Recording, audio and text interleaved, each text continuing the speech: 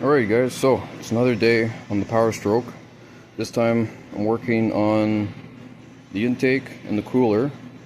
So right now I'm working on the alternator. So took off the grounds on both batteries.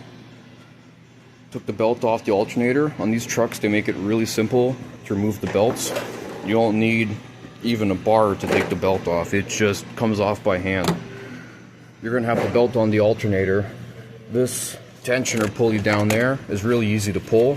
You grab both hands on the belt, pull the tension, and then you could just lift it up and over the alternator.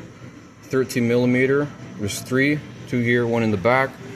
Take out this battery connection and then your computer connection, and then your alternator comes out just like that in like no more than 5 minutes. So I'm about to take the oil filter and fuel filter housing off. Held on with T45 Torx. A socket like this is perfect. A little bit of an extension and a ratchet does the job. There goes that. These are the bolts, T45. You got, I don't know how many, I forgot how many there were. 2 here and 2 here. Is that it? Yeah. And then your fuel lines. You need 3/4, 3/16, and 11/16 for these fittings off at the end. This one here uses a couple copper crush washers for this fuel line. Probably better off using the socket to take that off, because this is the head of the nut. That's all the metal you have to take it off. Unless you're fast like me, put it on a wrench and just snap it off in one motion. Don't go slow, otherwise you'll round that out. And yeah, good luck trying to put that on, torquing it, or trying to find another one if you're in a rush. So right now, I'll set the light up again. This should be able to just slide right out of here. Well, a little bit of a filming error there. Like I said, this slides right out.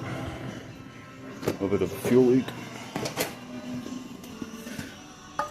Set that there for now. I'll clean that up after.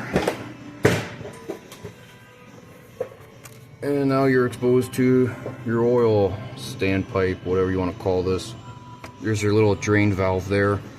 That's what bypasses the filter if you don't have a tall enough oil filter.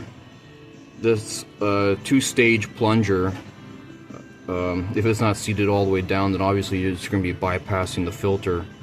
And so yeah, so make sure you have the right filters on this. So I figured I'd take a minute, just explain quickly for people that aren't aware of the 6-liter. Sorry, I'm trying to get comfortable in this truck since it's so big. This is your oil inlet, this is your oil cooler bypass, and this is your filter bypass right here.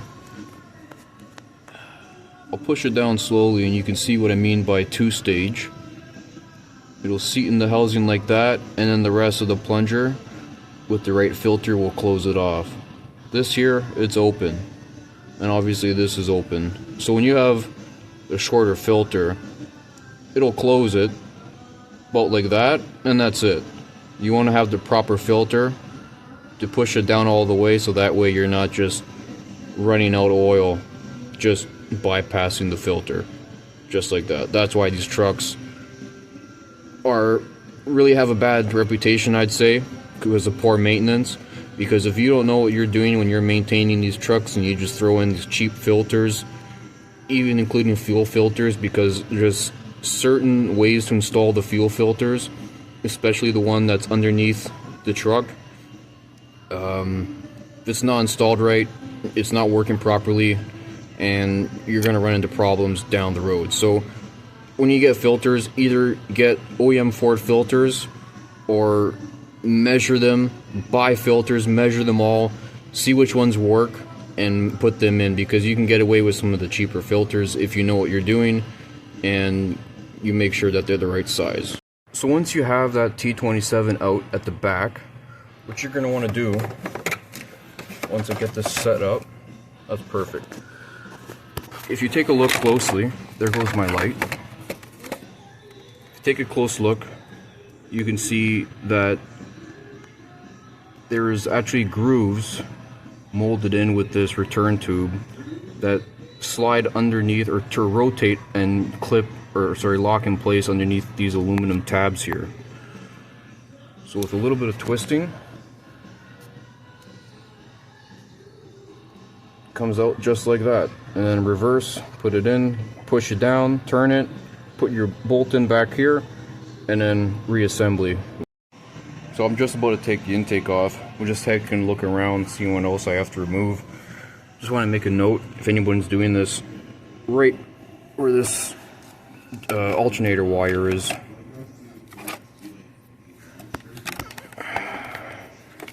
you're gonna have a 10 millimeter.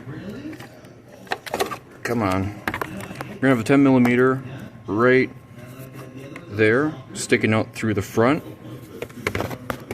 And then right below it, there'll be another bolt, and that's gonna be a 15 millimeter. You can get in there with a ratchet between the fan blade and take that out, so that way the shield's not connected to your intake. Once those two bolts are out, then it's just a bunch of 10 millimeters all the way around, and there is a ground wire back there. So I said earlier that there was two bolts up in the front, these two. Well, there's a third one, I misspoke. So, intake's off, and as you can see inside the cooler, just as I suspected, coolant. And a little bit of stop leak that the guy added in there. So that's mainly why I bought the flush kit. And it looks like this truck didn't even have the updated cooler either. This is still the maybe original cooler, I don't know. But yeah, so take that clamp out, undo the hose here, and then yeah, take the pedestal out for the turbo, remove the cooler, plug it, put it back in, and reassembly. Alrighty guys, so everything's out.